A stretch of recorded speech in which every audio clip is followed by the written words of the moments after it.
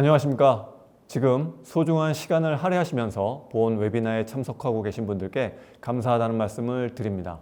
중견기업 RPA 도입에 대한 현실적인 제안이라는 주제로 설명을 드리고자 합니다. 오늘 웨비나는 30분 정도 진행될 예정인데요. 웨비나 도중에 화면의 오른쪽에 보이는 실시간 채팅창에 좋은 질문을 남겨주시는 분들과 웨비나 종료 후 설문을 작성해 주시는 분들을 대상으로 커피, 케이크 등의 경품을 추첨해 드릴 예정이니 꼭 마지막까지 함께 해 주시기 바랍니다. Y세대 이야기로 시작을 해보고자 합니다. RPA의 웬 뜬금없이 Y세대 이야기인가 하실 수 있을 것 같은데요. Y세대는 조직 내 RPA 도입과 발전에 중요한 역할을 수행할 수 있기 때문입니다.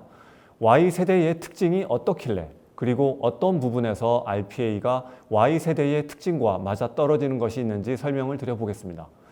조직의 생산성이 높아지기 위해서는 RPA를 떠나서라도 조직원들의 화합이 중요할 것이고 그것을 위해서라도 Y세대의 특성을 이해할 필요는 있다고 생각합니다. X세대는 기업의 중간 관리자의 역할을 수행하고 있고 Y세대는 주니어 계층을 형성하면서 그 수가 점차 증가하고 있습니다. 저희 회사의 경우에 저 혼자 대략 추산해 봤을 때 한 30% 이상 정도가 Y세대였던 것 같습니다. 저 같은 X세대가 보기에 Y세대는 사고방식이나 행동 양식이 우리와는 많이 달라서 곤혹스러울 때가 많고 이들을 어떻게 코치해야 하나 이런 고민도 있습니다. 무엇이 우리를 갈라놓았을까요? 1980년대 우리나라는 개발도상국이라고 배웠습니다. 이전 세대보다 어렵지는 않았지만 그래도 여러 가지 부족한 어린 시절을 보냈습니다. 1990년대에는 많은 변화의 물결이 휩쓸고 갑니다. 세계가 개방되고 통신, 인터넷 기술에 기반한 산업들이 생겨납니다. 우리나라는 산업화 이후 민주화까지 거쳤고 해외여행이 자유화되고 대중문화가 발달하고 경제 성장률이 높은 물질적 풍요의 시대를 누리게 됩니다. X세대는 이 시절에 물질적 풍요를 누리고 대중문화를 주로 소비하는 계층이 되었습니다. 이런 국내외 경제 상황과 더불어 Y세대는 풍요로운 어린 시절을 보낼 수 있었습니다. 그러나 90년대 말에는 외환 위기가 터지게 되고 Y세대에게 시련들이 발생합니다. 2000년대에는 닷컴 버블이 붕괴하고 세계적으로도 저성장의 시대에 돌입하게 됩니다. Y세대에게 일어난 중요한 변화는 입시제도의 변화입니다. 대학 진학률이 높은 우리나라 특성상 입시제도라는 것도 특정 세대의 특징을 결정짓는 데 중요한 역할을 합니다. 천편일률적인 주입식 교육을 탈피하고 학업 스트레스로부터 해방시키기 위해서 수능은 그 난이도를 낮게 조정하고 각종 대입 전형이 생겨나기 시작했습니다. 학생들의 인권 향상을 위해서 체벌은 금지되었고 학생들은 권리의식을 갖게 되었습니다. 대신 교사들은 학생을 통제하기 위해서 상점, 벌점 제도로 학생을 평가하기 시작했고 이런 것들이 생기부에 기록되고 본인들 진로에 영향을 미치게 되자 교사들의 존재라는 것이 Y세대 입장에서는 본인들의 미래를 규정하는 평가자가 되고 자연스럽게 적대감의 대상이 되기도 하였습니다.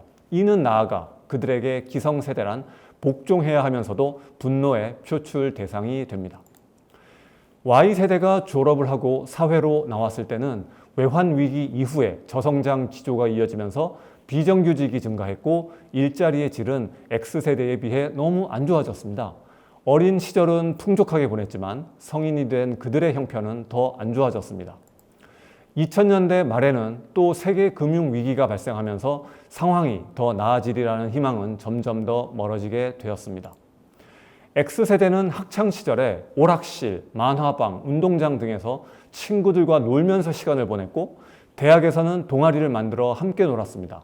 성인이 되고 직장인이 되어서는 회식하는 것을 좋아하고 어려서부터 모여서 놀던 버릇은 어디 안 가고 어른이 되어서도 각종 동호회를 만들어서 함께 노는 문화를 즐겼습니다.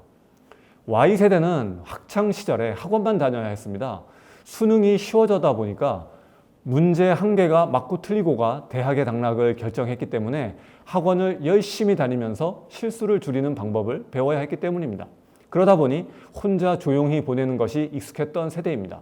게다가 Y세대는 형제 자매가 없는 외동 비율이 높다 보니 어려서부터 혼자인 것에 익숙했습니다. 어릴 때부터 학원 다니느라 바빴던 Y세대는 직장에서의 회식보다 자유시간을 더 원합니다. 그리고 모여서 술 마시고 노는 것보다 스터디 모임, 북클럽 같은 역량개발 활동을 선호합니다. 어려서부터 학원만을 다녔고 늘 교사로부터 평가의 대상이 되어왔기 때문에 교육과 개인 경쟁력에 대한 강박이 있기 때문입니다. 심지어 이들은 직장인이 되어서도 학원에 들어갑니다. X세대는 정규직으로 회사에 입사하면 결혼과 직장만은 어느 정도 가능했습니다. 그러나 Y세대에게는 꿈 같은 이야기이고 정규직, 비정규직에 따라서 동료들 간의 빈부격차도 확대되었습니다.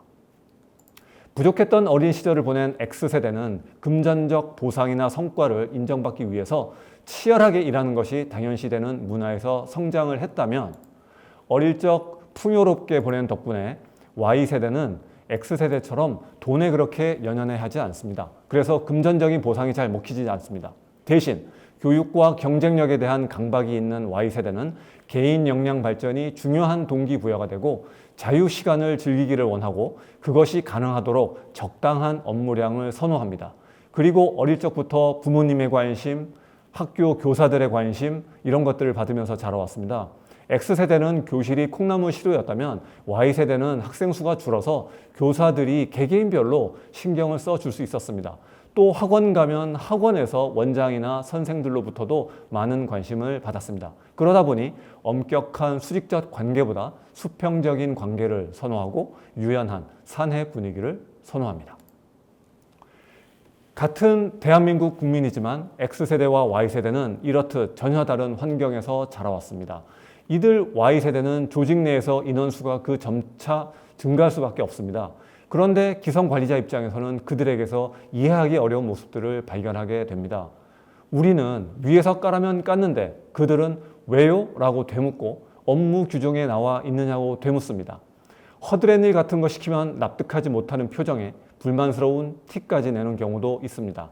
1년 이내 퇴사 비율도 높고 생각하고 행동하는 방식이 기성세대와 사뭇 다릅니다. 좀 지난 신문 기사이긴 하지만 그들은 수직적인 조직 문화에 실망을 느끼고 반복적인 업무를 싫어합니다. 왜냐하면 조직에서 의미 있는 사람이고 싶어하기 때문입니다. 그들의 절반 이상은 외동으로서 부모님의 보살핌, 학교 교사들의 관심, 학원 선생들의 관심과 평가를 받으면서 성장을 했습니다. 그 사람들은 자라면서 너는 공부만 열심히 해 이런 잔소리만 들었지 집안에서의 심부름이나 학교에서의 화장실 청소, 운동장 청소 같은 일을 별로 해본 적이 없습니다.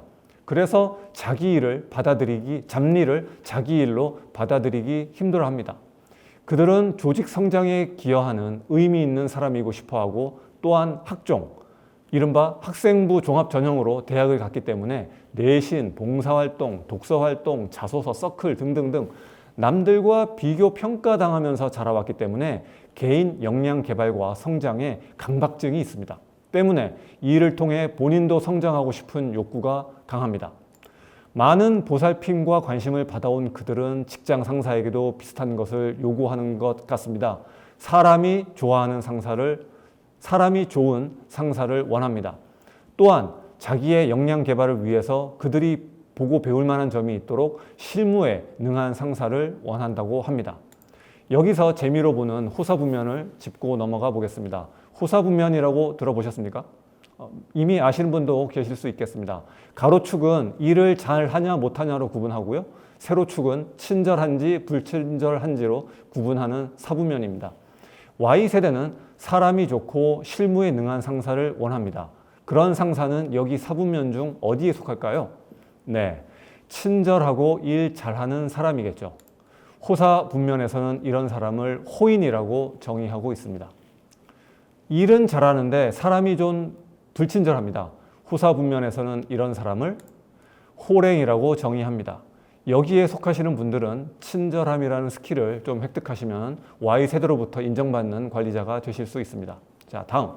사람은 좋은데 일을 못하는 사람들은 뭐라고 부를 것 같습니까? 네, 호자로 시작을 할 겁니다.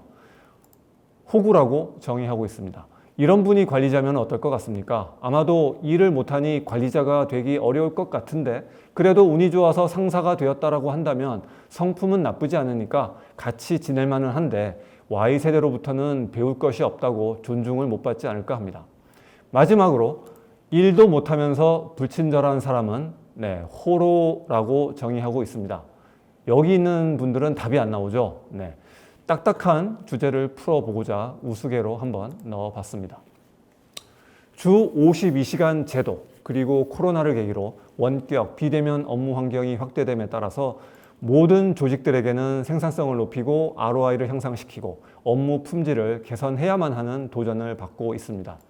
이런 부분들을 한 큐에 지원할 수 있는 것이 바로 RPA입니다. 또 한편 앞에서 살펴보았듯이 조직의 한 축을 담당하고 있는 Y세대는 단순하고 쉬운 일을 좋아하지 않고 지겹고 재미없는 일을 견뎌낼 DNA가 부족합니다. 그들은 창의적인 일을 할 수 있는 환경을 요구하고 있습니다. 그들에게 이런 환경을 만들어줄 수 있는 것이 또 바로 RPA인 것이죠. 그래서 RPA는 우수한 직원의 채용과 유지에도 필수적입니다. 때문에 RPA의 확산은 더 이상 거스를 수 없는 대세입니다. 국내 RPA 도입 과정에 대해서 살펴보겠습니다.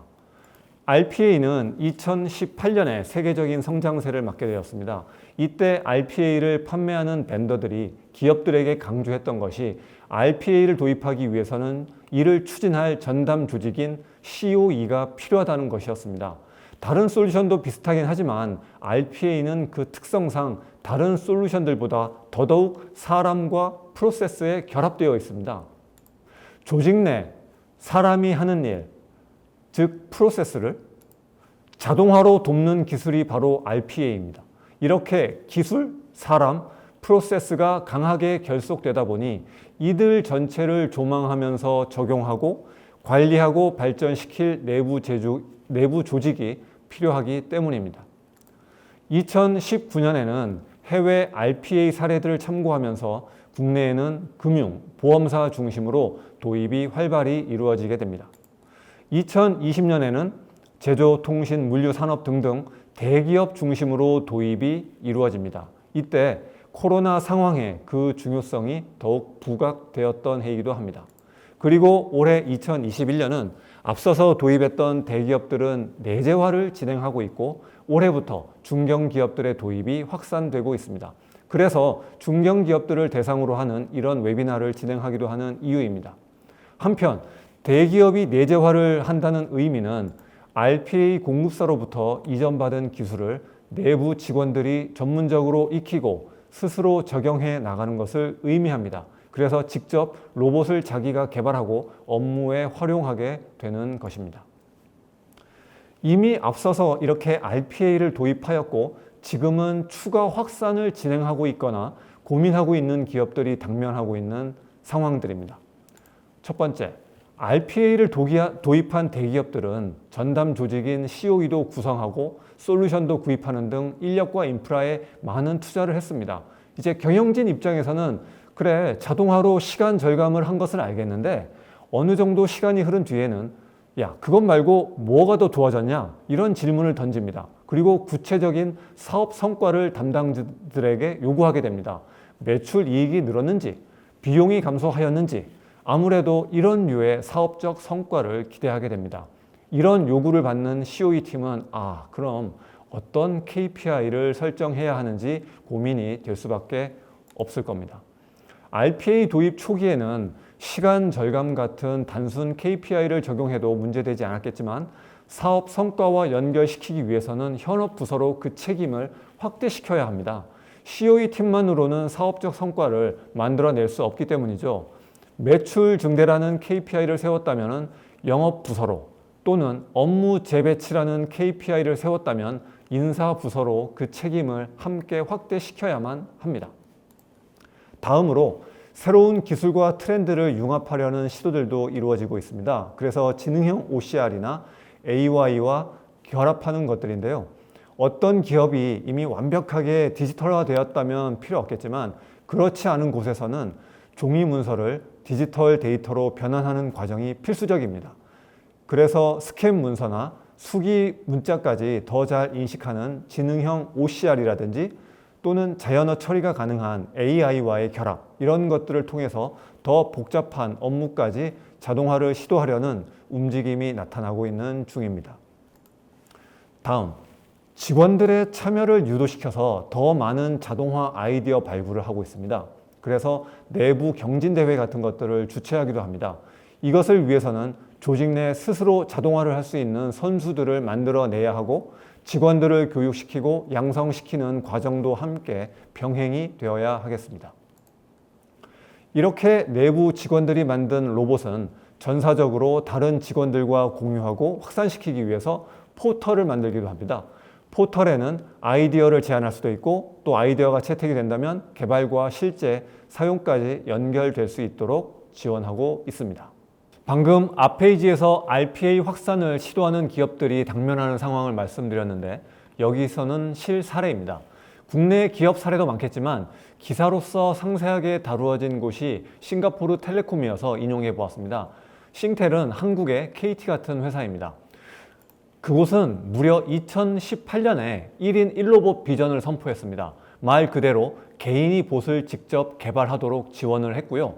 인사 담당 임원이 직접 로봇을 개발하기도 했고 이 이야기를 성공 스토리로 포장해서 홍보도 했습니다. 이런 과감한 결정을 하게 된 계기는 2018년 당시 러시아 월드컵 이벤트 때문이었습니다. 싱텔은 월드컵 경기를 라이브로 볼 수 있는 패키지를 판매했는데 올림픽이라든가 월드컵 같이 이런 대형 스포츠 이벤트가 있을 때면은 패키지 수요와 서비스 문의가 폭증을 한다고 합니다. 이런 고객의 문의를 매출로 연결시켜야 하기 때문에 전화 문의에 반드시 대응을 해야 하는 상황입니다. 그래서 예전에는 임시직을 고용해서 교육시키고 대응토록 했지만 2018년에는 전화 영업봇을 배치해서 70%가량의 문의와 결제를 자동화 처리했다고 합니다. 이런 경험을 바탕으로 자동화의 장점을 인식하게 되었고 전화 영업 로봇을 다른 업무에 재배치하면서 전사적으로 자동화를 추진하게 된 것이 그 배경이라고 합니다. 2만 명이 넘는 직원을 대상으로 1인 1로봇 비전을 실현하려면 교육, 워크숍을 수시로 진행하고 라이브러리 앱스토어를 구축하기도 하였습니다. 바로 앞 슬라이드에서 말씀드렸던 전 직원 참여 유도와 RPA 포털 내용이 여기에 해당이 되겠습니다. 이런 전사 확대 과정에서 Y세대가 큰 역할을 했다고 합니다. 신기술에 더 열려있고 학습과 채택 속도도 더 빠르고 특히나 열정을 가지고 임했다고 합니다. 제가 Y세대 이야기로 시작했던 이유가 바로 이 때문입니다. 전 직원을 동참하게 하려면 리더들이 또 모범을 보여야 합니다. 위에서 말씀드렸던 대로 인사 담당 임원, 여성인데요. 당시 65세의 나이로 본인이 직접 수행하던 수작업 업무를 자동화로 개발한 내용을 이야기로 만들어서 홍보에 활용했다고 합니다. 싱텔 RPA라는 키워드로 검색을 해보면 지금도 RPA 컨설턴트를 구인하는 내용이 나오는 걸로 봐서 아직도 이런 기조를 유지하고 있는 것으로 보여집니다. 앞서 살펴본 대기업의 도입 과정을 다시 한번 살펴보고 이를 중견기업들이 따라할 수 있는지 함께 생각해 봤으면 합니다. 대기업은 먼저 전사 교육 같은 것을 실시했습니다. 전사 확산을 위해서는 조직 전체의 공감을 형성하고 필요한 지원을 이끌어내기 위해서 필요했습니다. 그리고 RPA 추진 전담 조직인 COE를 구성합니다. 거버넌스 체계를 수립하고 RPA 적용과 운영을 책임지면서 여러 기능을 포함하는 인적 구성원들이 팀을 이루게 됩니다. 이렇게 구성된 COE는 RPA 추진 전략을 수립합니다. 목표를 정하고 어떤 것을 자동화할지 과제를 발굴하고 선정합니다. 그리고 그에 맞게 KPI도 설정합니다. 초기에는 자동화로 얼마나 많은 시간을 감축하는가 수준으로 KPI를 선정했다면 확산기에는 보다 실질적인 사업 성과로 연결시켜야 하는 상황을 맞게 된다고 앞서 말씀을 드렸습니다. 그리고 우선순위 높은 자동화 과제를 현업 부서에 적용을 합니다. 다음 전사 확대를 위해서 싱텔의 사례에서 말씀드렸듯이 내부 개발자를 양성, 경진대회, RPA 포탈 등을 시행하게 됩니다. 그리고 지속적으로 활동을 평가하고 개선을 도모하게 됩니다. 이상의 과정이 약간씩 정도의 차이는 있을지라도 RPA를 도입해온 대기업들이 지나온 과정입니다. 여기서 대기업보다는 아무래도 자원이 부족한 중견기업 입장에서는 이들 과정을 모두 똑같이 따라할 수 있을까요? 전사교육, 그럴 만한 시간적 여유나 인적 여유가 없을 겁니다. 두 번째, COE 구성할 수 있습니까? 역시 쉽지 않을 겁니다. 추진 전략 수립은 어떻습니까? 이것은 정도의 차이가 있을 뿐이지 당연히 필요한 일입니다. 다음, 성과지표 수립. 이것은 당연히 필요할 겁니다. 중견기업은 KPI를 자동화로 인한 시간 감축 같은 간단한 지표로 셋업하면 됩니다. 부서별 적용은 필수적인 사항이고요. 전사 확대는 어떨까요? 내부 개발자를 양성한다. 가능할까요? 어려울 겁니다. 지속 평가 개선은 당연히 필요한 부분일 겁니다. 그렇다면 중견기업이 고려해야 할 현실적인 준비사항이나 고려사항에는 무엇이 있을지 제안 드리겠습니다. 첫 번째, 경영진의 의지는 필수적입니다. 우선 RPA가 추진되기 위해서는 한두 명의 전담 직원이 있어야 합니다. 그래야 프로젝트가 앞으로 굴러갈 수 있습니다. 전담이 어렵다면 최소 2명 이상의 담당 직원은 필수적입니다. 이런 리소스 배정에는 경영진의 개입이 필요합니다. 그리고 조직 구성원의 동요와 이탈을 방지해야 합니다. 자동화의 목적이라는 것은 인력 감축과 노동시간 절감이 목적이 아니라 직원들의 역량과 편의 증대를 위한 것임을 주지시켜야 합니다. 그리고 어떤 일을 자동화로 추진할 것인지 과제를 발굴해야 하는데 이를 위해서는 현업 담당자들의 협조가 필요하고 이를 위해서는 탑다운의 지시가 필요합니다. 그래서 조직이든 인원이든 프로젝트를 추진한 인력을 지정하는 일, 그리고 직원들의 오해를 예방하는 일, 그리고 자동화 과제를 탐색하는 일에는 경영진의 의지가 반드시 필요합니다. 두 번째, Y세대 직원을 프로젝트에 참여시켜야 합니다. 그 이유는 앞서서 설명을 드렸습니다. RPA로 업무 효율화라는 단기적인 목표 달성도 중요하지만 향후에 더 본격적으로 디지털 혁신에 동참하고 리드할 인력을 양성한다는 취지에서라도 Y세대를 적극적으로 참여시킬 필요가 있습니다. 대기업은 지능형 OCR이나 AI 등과 같은 기술까지 접목을 시도 중입니다. 중견기업에서는 이런 신기술을 쫓아가기에는 무리가 있고 부작용도 있을 수 있습니다. 아무리 자동화를 하더라도 오류는 발생하기 마련입니다. 예를 들면 어떤 사이트에 접속해서 인터페이스 하는 것이 있는데 이 접속 사이트의 화면 배치가 바뀌면 자동화가 정상 동작하지 않게 됩니다. 이런 간단한 프로세스도 외부 요인에 의해 오류가 발생하는 것이 현실인데 부족한 인프라나 리소스 환경에서 신기술까지 도입하는 경우 자칫 자동화가 실패라도 한다면 부정적인 인식만 확산될 우려가 있습니다. 그렇기 때문에 현실적인 목표를 세워야 합니다. 업무의 중요성, RPA의 구현 난이도, ROI 등등을 고려해서 우선순위를 판단하고 기본적으로 단순 반복 업무부터 자동화하는 것을 목표로 세워야 합니다. 그리고 돈이 돼? 비용 얼마나 절약되는데? 이런 질문을 삼가하시고 직원들의 역량과 편의 증대의 관점에서 우선적으로 생각해 주셔야 합니다. 업무 시간 절감량 확인을 압박하는 것도 도움이 되지 않습니다. 그렇게 되는 경우 기본 업무 시간을 오히려 더 부풀려서 RPA의 성과를 더 좋게 보이려고 하는 부작용이 나올 수 있기 때문입니다. 대기업은 RPA를 내재화한다지만 중견기업은 외부 RPA 개발자를 활용하는 것이 더 경제적입니다. RPA 안착이 어느 정도 되고 난 후에는 Y세대를 중심으로 자율적으로 내재화를 시도하는 것도 괜찮습니다. RPA 과제 발굴과 개발도 중요하지만 핵심은 운영에 더 있습니다. 좀 전에 예를 들어 설명드린 대로 로봇이 어떤 사이트에 접속하는데 그 웹페이지의 레이아웃이 어느새 바뀌었다면 제대로 동작하지 않게 됩니다. 이런 외부의 변화를 즉각적으로 탐지하고 필요시 수정할 수 있는 변화 관리 체계가 필요합니다. 마지막으로 이 모든 것의 시작은 예산 수립입니다. 이상이 중견기업 입장에서 RPA를 도입하는 데 필요한 실질적인 필요사항이라고 말씀을 드립니다. 단순 반복 업무부터 자동화하자는 말씀을 드렸습니다. 간단한 예시를 보여드리겠습니다. 어떤 회사에서 세금 계산서를 발행하는 절차입니다. ERP에 접속해서 세금 계산서를 발행할 업체들을 선택을 합니다. 그리고 그 업체들의 자료를 엑셀로 다운로드 받습니다. 그리고 다운로드 받은 엑셀을 편집하는데요. 이 편집의 목적은 세금 계산서 발행 사이트에 업로드 가능한 포맷으로 바꾸기 위해서입니다. 잠깐 영상으로 보시겠습니다.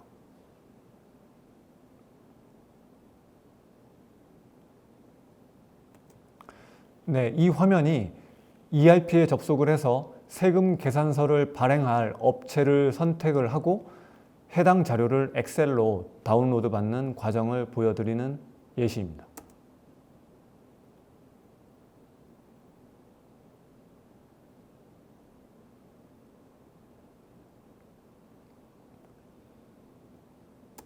그리고 자막에는 로봇이 엑셀을 가공합니다라고 나와 있습니다. 실제 이 가공 작업은 백그라운드에서 이루어지고 있기 때문에 엑셀 화면을 직접 보여드리지는 못하는 점 양해 부탁드립니다.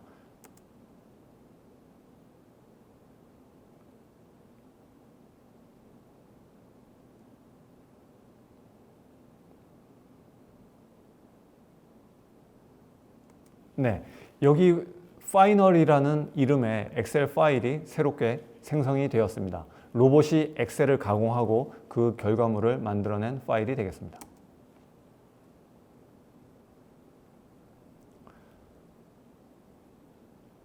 네, 다음은 세금 계산서를 발행하기 위해서 해당 사이트에 로봇이 접속하는 화면입니다.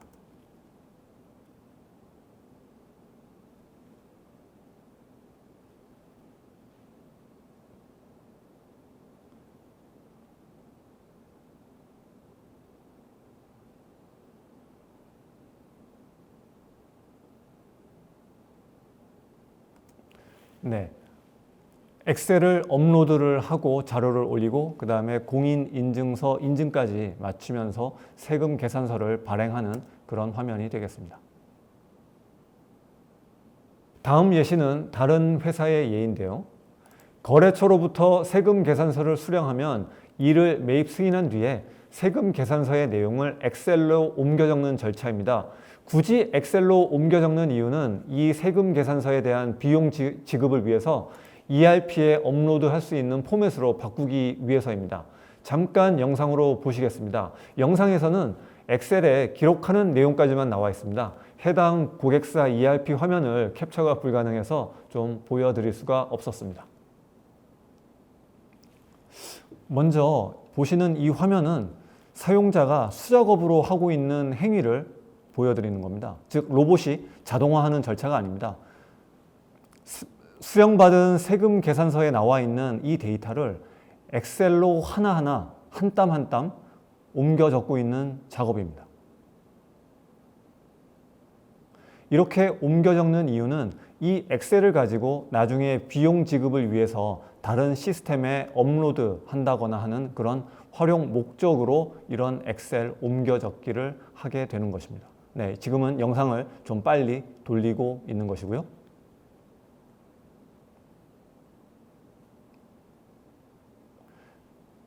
이렇게 사람이 한 건 처리하는데 총 3분 정도가 소요되고 있었습니다.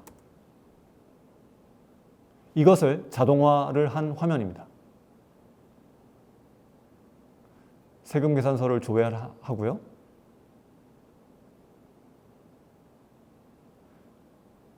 네, 엑셀이 이렇게 만들어지기까지 10초가 걸렸습니다.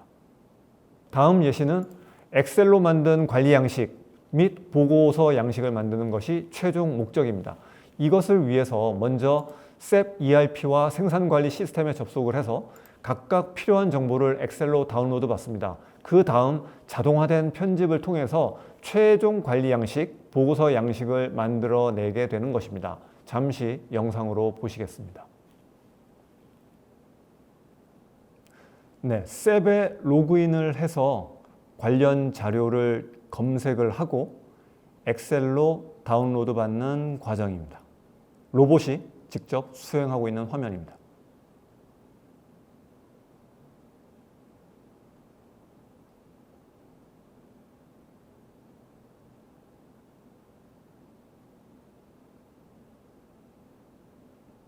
무언가 다운로드를 받는 것 같습니다.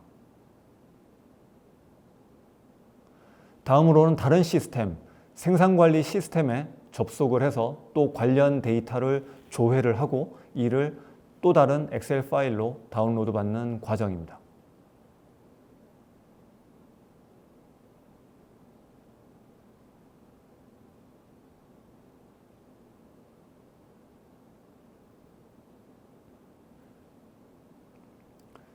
이렇게 서로 다른 두 개의 시스템에서 엑셀을 각각 다운로드 받아서 이것을 관리 포맷 그리고 보고서 양식으로 맞게끔 변환하는 작업을 로봇이 수행을 하고 있는 모습입니다.